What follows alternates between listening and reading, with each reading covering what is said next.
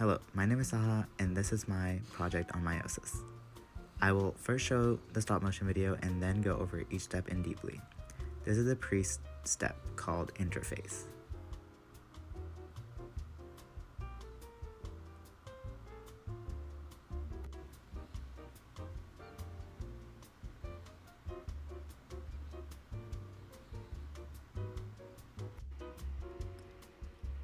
In pro-metaphase 1, the chromosomes are now aligning in the center. This is when crossover occurs. And now in metaphase 1, the spindles are attached to the chromatids. In anaphase 1, they're being pulled apart. Moving on to telophase. In telophase, the cell membrane is now dispersing and forming into two cells. In prophase 2, the cells are ready to realign to the center.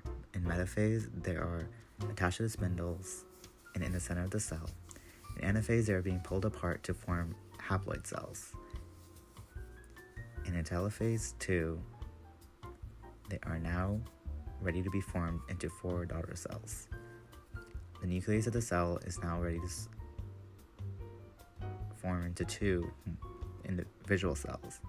And now the final result is 4 haploid cells. Now, let's go into each step more deeply. Prior to undergoing meiosis, a cell goes through interphase, a period in which the cell grows, replicates its chromosomes, and checks all the systems to ensure that it is ready to divide. Like mitosis, meiosis also is distinct in stages called prophase, metaphase, anaphase, and telophase, which will occur later on to the process. During interphase, the DNA of the chromosomes is replicated during S phase. After DNA replication, each chromosome becomes composed of 2 identical copies called sister chromatids that are held together by a centrome until it is pulled apart during meiosis 2, which we undergo later. Now this is prophase 1. In prophase 1, the nuclear envelope breaks down. The chromatins condenses into chromosomes. The complex DNA and protein known as chromatins condenses and forms chromosomes. The pair of replicated chromosomes are now known as sister chromatids and will remain joined in the center point of the chromocenter. This is metaphase 1. The homologous pairs of chromosomes align in the center of the membrane. Also, please note the spindle fibers are now attaching to the centrome. The sister chromosomes are now getting ready to separate. The spindles are ready to pull them apart, which will move us to the next step, anaphase. In anaphase 1, the homologates are pulled apart and move apart to the opposite ends of the cell. The sister chromatids of each chromosome, however, remain attached to one another and do not come apart. The nuclear envelope forms a nuclei reappears. The chromosomes coil up, the nuclear membrane begins to disintegrate, and the centrome begins to be pulled apart. The spindle fibers of the chromatids align with the envelope of the new cell that is ready to be formed.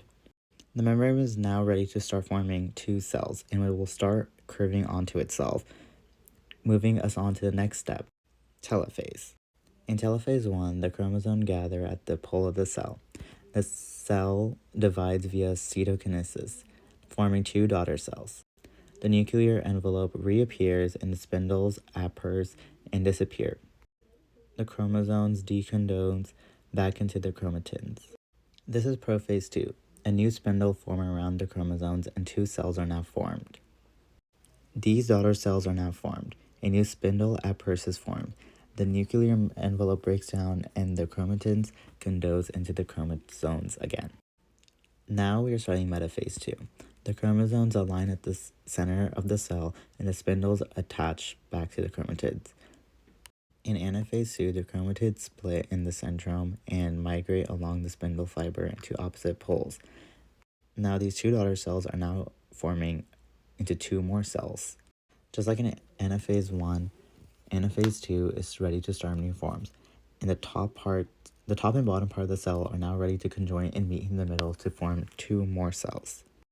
In telophase 2, the formation of the 4 daughter cells is now forming. The cell pinch at the center and divide again. The final outcome is 4 cells, each with half the genetic material found in the original. This is the final result, the 4 cells. The final result is 4 haploid cells, in which each chromosome has just 1 chromatid. In humans, the product of meiosis are sperm and egg cells. No further chromosomal replication can take place. Sister chromatids separate during anaphase 1. These haploid cells are called gametes and are used for sexual reproduction. Now, what separates meiosis with mitosis? In mitosis, the result would be diploid cells, meaning 2 cells, and in meiosis, there's 4 cells. In mitosis, there are only 4 stages, whereas in meiosis, having 8 stages that you saw in the video.